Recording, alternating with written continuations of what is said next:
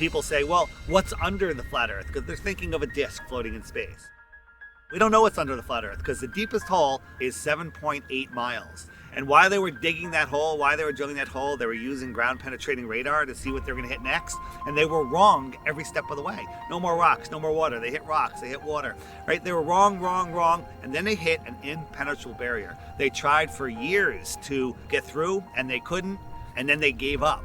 But then somehow we have a meme that shows us a cross section of the Earth, the next 4,000 miles. They know exactly what's there. They couldn't get the first 7.8 miles right, but they know the next 4,000. And everyone's seen the meme of the Earth with the molten magnetic core. Another thing that they're laughing at us, because you can't have a molten magnet. Any magnet of any type, you heat it up and before it melts, it hits the Curie point and it loses all its magnetism. Have y'all heard about the recent claim from the heliocentric priests?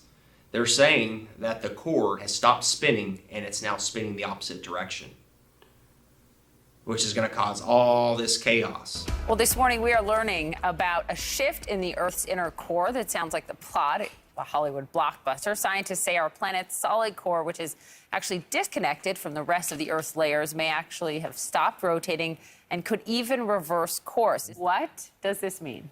Well, at first it sounds like something from a Hollywood movie. Right. The script says, oh my God, the core of the Earth is spinning backwards. How do they know this? I just want to know, how do they know what the core is doing if they've only been down 8 miles? How? How is that possible?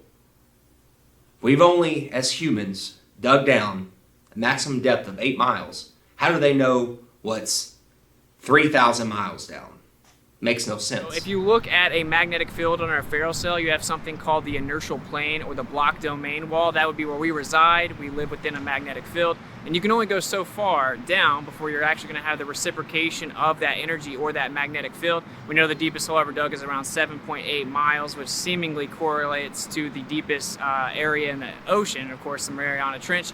So the way that I see it is you're actually living on the inertial plane within the magnetic field, which actually then begins to make all celestial phenomena fit perfect within the toroid.